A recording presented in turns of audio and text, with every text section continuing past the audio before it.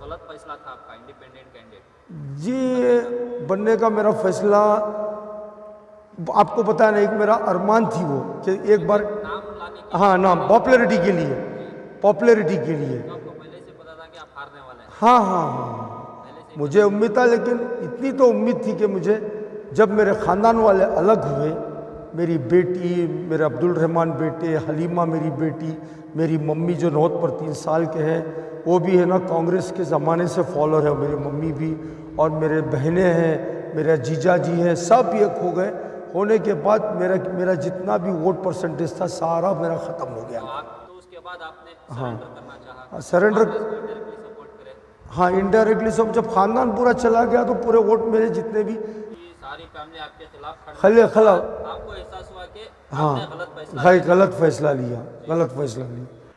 और मेरा वोट, मैं अपने आप से भी गद्दारी करना नहीं चाहता, मेरा वोट तरबूज को डाला हूँ। वो मेरी बेटी और मेरे बेटे अब्दुल रहमान क्या, और अल्लाह सलामत एक और बेटी हलीमा, और मेरी बीवी, मेरी मम्मी, और मेरे भाई और मेरे साथी जितने भी हैं, सब मेरे ख़िलाफ़ भी थे। सिर्फ मेरे ख़िलाफ़ इतना हो गए थे कि आप यकीन मानो ना मानो, मैं पिछले 15-20 दिन से घर पे भी जाना छोड़ दिया था, इसलिए ख़िलाफ़ थे कि वो लोग कांग्रेस को करना चाहते थे सब लोग। मैं चाह रहा था कि अल्लाह ताला को मैं इतना दुआ मांग रहा था, ऐ अल्लाह जो भी कर तू, मैं सच्ची बात बोल रहा हूँ, नहीं तो अल्लाह ताला मुझे आज रात नसीब नहीं होना।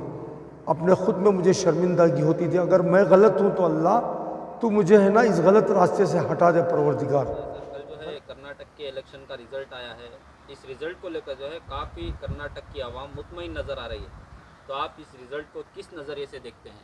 सबसे पहली बात यह है कि न्यूज़ 4 का जब मैं शुक्रिया अदा करता हूँ कि रमज़ान से लेकर और इलेक्शन का कवरेज माशाल्लाह बहुत अच्छे से किए हैं। जो रिज़ल्ट आया है इससे तो सारी आवाम भी खुश है कर्नाटका की, और सारे हर एक कौम खुश है इसके अंदर, लिंगायत से लेकर, कुर्बा से लेकर, वकलीगा से लेकर, और ख़ासकर मुसलमान लोग बहुत खुश हैं इस रिज़ल्ट से। अब जो रिज़ल्ट जो आया है उसके बाद जो हालात बदलने वाले हैं, जिस वादे किए कांग्रेस पार्टी ने 5 मुद्दों के वादे किए हैं कि 5 मुद्दे, कल भी मल्लिकार्जुन खड़गे साहब ने कल भी बता रहे थे कि हमारा फ़र्ज़ बनता है कि ये 5 मुद्दे क्या लोगों के घरों घरों तक पहुँचाया जाए। तो मैं उम्मीद करता हूँ ये इनका प्लान ज़रूर कामयाब होगा इन लोगों का। तो आप जिस हल्के से उम्मीदवार बनकर, आज़ाद उम्मीदवार बनकर खड़े थे, हाँ, यहाँ पर भी कांग्रेस के उम्मीदवार ने जीत हासिल की है। जी जी, हाँ, तो सबसे पहले मैं अल्लाह का शुक्र अदा करता हूँ जो हमारे यंग आइकॉन जनाब रिजवान अरशद साहब, जिसे मैं शुरू से छोटा भाई मानता हूँ। हाँ, बात है 3.5 साल से दूरी थी हम दोनों की, लेकिन दूरी थी, जहाँ भी हम मिलते, शादियों में, बारातों में, जहाँ भी मैं मिलता, एक एमएलए समझकर, मेरे से 20 साल छोटे हैं, लेकिन एक एमएलए समझकर मैं हर जगह उनकी इज़्ज़त करता हूँ। अलग अलग पार्टी रहने की वजह से, जब मैं बीजेपी में था तो अलग अलग पार्टी में रहने की वजह से जहाँ भी वो मुझे मिलते, चाहे आप उनसे पूछ सकते कि हर जगह मैं उनकी इज़्ज़त करता था। मैं एक एमएलए है, एक ज़िम्मेदार इंसान है बोलकर। एक तरफ आप उनके खिलाफ थे, हाँ, आपकी सारी फैमिली उनके साथ थी, हाँ, तो हालात कैसे बदला है साहब? क्यों खिलाफ, पर्सनल तो मैं खिलाफ नहीं था, पॉलिटिकल के हिसाब से खिलाफ था मैं। नहीं, शुरुआत से भी फैमिली मेरे साथ नहीं थी। पिछले 1.5-2 महीने से घर में इस बारे में लफड़े चल रहे थे। सबसे ज़्यादा मेरी बेटी जो अभी फिर वो पॉलिटिकल साइंस कर रही है, वो जनाब राहुल गांधी साहब की टीम में है वो। तो वो है ना, अल्हम्दुलिल्लाह राहुल गांधी का जो पद यात्रा था उसमें भी 15 मेंबर की कॉलेज की इनकी टीम थी, संत जोसेफ की। तो इस टीम में उन्होंने 8 दिन काम किया था। तो इस बार भी जैसा राहुल गांधी चौक में आए थे तो इनको ईमेल मैसेज आया था। तो ख़ास कर है ना मेरी बेटी जो उर्वी बेगम है, तो उन्होंने है ना पॉलिटिकल साइंस कर रही है और इंटरनेशनल रिलेशन पे काम कर रही है, वो क्या इंटरनेशनल रिलेशन पे। तो वो मेरी बेटी और मेरे बेटे अब्दुल रहमान क्या, और अल्लाह सलामत एक और बेटी हलीमा, और मेरी बीवी, मेरी मम्मी, और मेरे भाई और मेरे साथी जितने भी हैं, सब मेरे ख़िलाफ़ भी थे। सिर्फ मेरे ख़िलाफ़ इतना हो गए थे कि आप यकीन मानो ना मानो, मैं पिछले 15-20 दिन से घर पे भी जाना छोड़ दिया था, इसलिए ख़िलाफ़ थे कि वो लोग कांग्रेस को करना चाहते थे, सब लोग, सब मिल के। तो मैं क्या बोला, 3.5 साल से मैं एक सिद्धांत पे हूँ, मैं क्या, विचारधारा है मेरी, तो मैं कांग्रेस में बिल्कुल बीजेपी छोड़कर नहीं आ सकता। सब मेरे दुश्मन होकर ओपन आप लोगों को स्टेटमेंट दिए कि हम हमारे डैड के ख़िलाफ़ है, डैड के ख़िलाफ़ अपोजिट में हम काम कर रहे हैं। तो आखिर में क्या हुआ, उन लोग ज़बरदस्ती मेरे ख़िलाफ़ मोहल्ले में काम करके क्या अल्लाह ताला उन लोगों को ऐसी हिदायत दिया कि रिजवान नशीर साहब को जिताकर ये लोग लेकर आ गए। क्या आप भी चाह रहे थे कि यहाँ से कांग्रेस का उम्मीदवार जीते? मैं आपका पर्सनल ओपिनियन सर। आपके सवाल तो बहुत ख़तरनाक है नवाज़ भाई। जैसा रिज़ल्ट सुना, पहले अल्लाह जानता है, जैसा मैं पोलिंग बूथ काउंटिंग बूथ से निकला, मैं स्ट्रांग रूम से सीधा आया चौक के अंदर, चंद गरीबों को खाना खिलाया, फिर आया सिजदे में अल्लाह के पास मैं रुजू हो गया। ऐ परवरदिगार, तो जो भी फ़ैसला किया तेरे फ़ैसले पर हम मंजूर है। सबसे पहले मैं सालार पेपर उठाता हूँ, जब देखता हूँ तो ज्ञानवापी सुन रहे, मेरा दिल दुखता है। उसके बाद देखेंगे तो बोलेंगे मथुरा, मेरा दिल दुखता है। फिर उसके बाद जाएंगे तो बोलेंगे अज़ा। लेकिन उस बीजेपी पार्टी में रहने के बाद भी मैं क्या हुआ, इंडिपेंडेंट करने के बाद वहाँ से मैं हट गया। मैं मेंबर नहीं था, सोशल वर्कर था। तो जाकर मुसलमानों के लिए मैं लड़ा कर, पहले भी मैं स्टेटमेंट दे चुका हूँ नवाज़ भाई आप लोगों को, कि मैं बीजेपी में रहने के बावजूद भी, जब वो इदरीस भाई का हुआ था, जो हमारे इदरीस भाई शहीद हो गए, तो उस वक्त भी मैं जाकर है ना बीजेपी में है ना मुद्दा ये रख कर मंडल के अंदर कितना मैं गलाटा करके, कितना मैं लफड़ा करके आता था, ये मेरा दिल जानता है, मैं जानता हूँ। क्या आप मानते हैं कि आपका गलत फैसला था इंडिपेंडेंट कैंडिडेट शिवाजी नगर से? मैं सबसे पहले है ना, एक तो मेरे को अरमान थी कि अब तो मेरी ज़िंदगी अंडरवर्ल्ड से मैं हट गया हूँ, एक बार कोशिश करेंगे। लेकिन दिल में कहाँ ना कहाँ मुझे खरखराश थी कि अल्लाह के सामने मैं गुनहगार हो रहा हूँ शायद मैं। हाँ, तो गलत फैसला था आपका इंडिपेंडेंट कैंडिडेट जी बनने का मेरा फैसला। आपको पता है ना, एक मेरा अरमान थी वो कि एक बार नाम लाने के हाँ नाम पॉपुलैरिटी के लिए, जी। पॉपुलैरिटी के लिए। तो आपको पहले से पता था कि आप हारने वाले हैं? हाँ हाँ हाँ हाँ, पहले से मुझे उम्मीद था। लेकिन इतनी तो उम्मीद थी कि मुझे, जब मेरे ख़ानदान वाले अलग हुए, मेरी बेटी, मेरे अब्दुल रहमान बेटे, हलीमा मेरी बेटी, मेरी मम्मी जो नौत पर 3 साल के हैं, वो भी है ना कांग्रेस के ज़माने से फॉलोअर है, मेरी मम्मी भी, और मेरे बहनें हैं, मेरे जीजा जी हैं, सब एक हो गए। होने के बाद मेरा जितना भी वोट परसेंटेज था सारा मेरा ख़त्म हो गया। तो आपकी सारी फैमिली आपके खिलाफ आपको एहसास हुआ कि हाँ, आपने गलत फैसला लिया, गलत फैसला लिया। तो उसके बाद आपने सरेंडर करना चाहा, सरेंडर, कांग्रेस को इनडायरेक्टली सपोर्ट करे। हाँ इनडायरेक्टली सब, जब खानदान पूरा चला गया तो पूरे वोट मेरे जितने भी वोट मेरा ट्रांसफ़र हो गया कांग्रेस को। अब एक बात आप कह रहे हैं कि आपके कुछ सिद्धांत हैं, आपके कुछ हाँ, विचारधारा है। हाँ, उनका क्या हुआ सर? मैं शुरू से सोनिया मैडम का फॉलोअर हूँ, मैं अल्लाह की कसम, और राहुल जी को मेरा आइडल मानता हूँ मैं। ये अल्लाह जानता है, मेरा परवरदिगार जानता है, राहुल जी को मैं मेरा आइडल मानता हूँ मैं। रोशन बेग साहब जब भी कांग्रेस छोड़े तो मैं उनके साथ चला गया हूँ। शुरुआत में जब आपने इंडिपेंडेंट कैंडिडेट का नॉमिनेशन डाला, लोगों के ज़हन में एक बात है कि आप जो है बीजेपी को इनडायरेक्टली मुसलमानों के वोट काटने के लिए। हाँ सही बात। तो इस तरह की भी बातें हुई? हाँ, ऐसी बातें हुई, ऐसी मुझे भी एहसास था वो, मुझे एहसास था वो कि मैं ना ये ऐसा वोट काटने के लिए मैं निकल रहा हूँ, मैं क्या वोट काटने की सारी बातचीत हो रही है। उस टाइम पे कोई भी मेरे को आकर समझा, मेरे को खुद समझ थी। तो बताएं साहब, क्या पिछले 3.5 सालों में शिवाजी नगर में कुछ तरक्की हुई है, डेवलपमेंट का काम हुआ है शिवाजी नगर में? नवाज़ भाई, मैं आपको बताया ना, पिछली बार भी डेवलपमेंट तो बहुत हुआ है।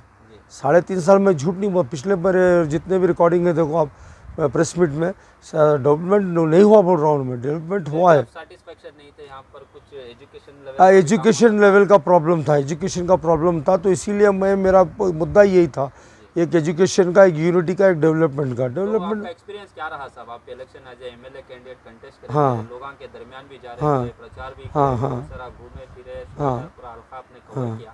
हाँ, एक्सपीरियंस कैसा रहा? एक्सपीरियंस ऐसा रहा मुझे, अब एक्सपीरियंस हो गया आइंदा इलेक्शन में खड़ने का, चाहे काउंसलर इलेक्शन हो या कुछ भी हो, इंशाल्लाह ज़रूर करूँगा मैं। और दूसरी बात है क्या है बोले तो, मुझे एक्सपीरियंस ये हुआ कि यूनिटी का अल्हम्दुलिल्लाह शिवाजी नगर में बहुत अच्छी यूनिटी है। नंबर 2, एजुकेशन का प्रॉब्लम है। तो मैं रिक्वेस्ट करता हूँ रिजवान साहब से, जो मेरे छोटे भाई हैं, उनसे रिक्वेस्ट करता हूँ एजुकेशन के ऊपर ज़्यादा ध्यान दें। तो आप बीच में ये भी जिक्र किया था कि सियासत जो है गंदी चीज़ है, हाँ, नहीं पढ़ना चाहिए, नहीं पढ़ना, हाँ आ गया। लेकिन क्यों बोले तो मैं यहाँ पर कुछ इंसानों को देखा, मैं कभी सुबह यहाँ रहते, रात में वहाँ रहते, सुबह यहाँ रहते, रात में वहाँ रहते। इस वास्ते में बोला इतने गंदे लोग हैं बोल कर। तो एक्सपीरियंस ये हुआ कि एजुकेशन का एक प्रॉब्लम है बहुत। नंबर 3 डेवलपमेंट का, और डेवलपमेंट चाहिए हमारे शिवाजी नगर। लोगा में जा रहे थे, भरोसा दिला रहे थे कि आपके हक में वोट करें। हाँ अचानक आपको बदलते देखकर लोगों के दिल में कहीं ना कहीं आपके ऊपर ख्यालात भी बदले होंगे। हाँ, ख्यालात बहुत बदले। स्ट्रॉन्ग रूम के अंदर जहाँ पर काउंटिंग हो रही थी, बहुत से शहर के लोग, यहाँ शिवाजी नगर के नहीं, जहाँ पर आप रख लो है ना, चिकपेट के, चामराजपेट के, सब मिले साथी वहाँ पर, सब मुझे गले रख रहे थे, दुआ कर रहे थे। बहुत बहुत सही समय में बोला, मैं कुछ फ़ैसला लिया नहीं, मैं ऐसा खुल्लम बताया, मैं फ़ैसला लेने वाला अल्लाह ताला, और इसमें ज़मीर भाई और इश्तियाक भाई और अल्हम्दुलिल्लाह अशरफ जो मेरा छोटा भाई है, इन लोगों का, और रिजवान जो MLA साहब है, उनसे मैं वादा भी किया था इंशाल्लाह कुछ ना कुछ करता हूँ।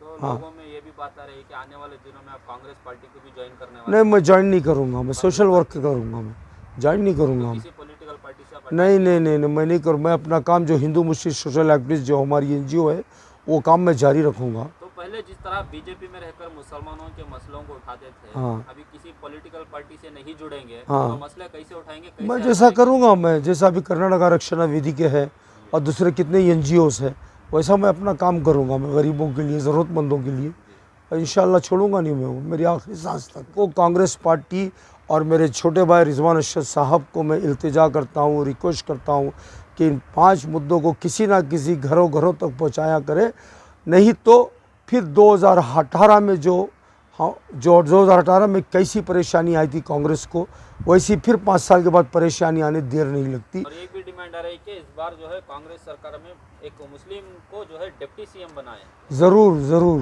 जी तो मैं समझता हूँ कि न कोई किसी को भी बनाने दो, अल्हम्दुलिल्लाह जी इसका मैं अल्लाह का शुक्र अदा करता हूँ। सबसे पहले जो भी डिप्टी CM, एक मुसलमान डिप्टी CM बनना बहुत ज़रूरी है।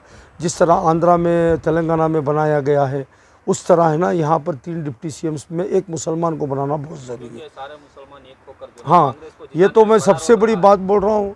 करीब 80% मुसलमान लोग यहाँ पर, बॉम्बे हैदराबाद जो कर्नाटका हैदराबाद जो वहाँ पर जो 9 सीटें SDPI भी कुछ खड़ी थी और MIM से भी सीटें खड़वाए गए थे, तो वहाँ पर बहुत समझदारी से मुसलमानों ने काम लेकर अपने दिमाग को नहीं पलटाकर सारे, नियरली सारे कर्नाटक में 80% मुसलमान एक होकर कांग्रेस पार्टी को जिताया है। और ख़ासकर मैं इतनी इल्तिजा करता हूँ कि बस माइनॉरिटी का ख्याल रखें, तो है ना। साहब, जिन्होंने भी आपके इलेक्शन में आपके साथ रहे, आपके सपोर्ट में रहे, आपको कंधे से कंधा मिलाकर हाँ। आपको एक हिम्मत देते रहे, हाँ। उन जैसे वर्कर्स के लिए, आपके भाइयों के लिए, आपके लिए दोस्तों के लिए क्या मैसेज रहेगा कि वो मैं सबसे पहले तो अल्लाह का शुक्र अदा करता हूँ और उन लोगों का भी शुक्र अदा करता हूँ। और उन लोगों का इसलिए शुक्र अदा करता हूँ कि जब इलेक्शन 3 दिन था तो मेरा साथ छोड़कर सब मुझे छोड़कर चले गए। मेरे माँ बहन, मेरे दोस्त साथी, मेरे साथ खाने पीने उठने वाले सब छोड़ के मेरा साथ चले गए।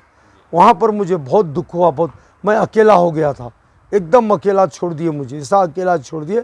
पूरे मोहल्ले में घूम घूम कर मेरे ख़िलाफ़ कैनवेजिंग किए लोग, सुल्तान नगर, बेशक गली, नेहरूपुरम और स्लैटर हाउस, अल्लाह समद, नोहा स्ट्रीट, सब जगह जा जाकर मेरे ख़िलाफ़ कैनवेजिंग की।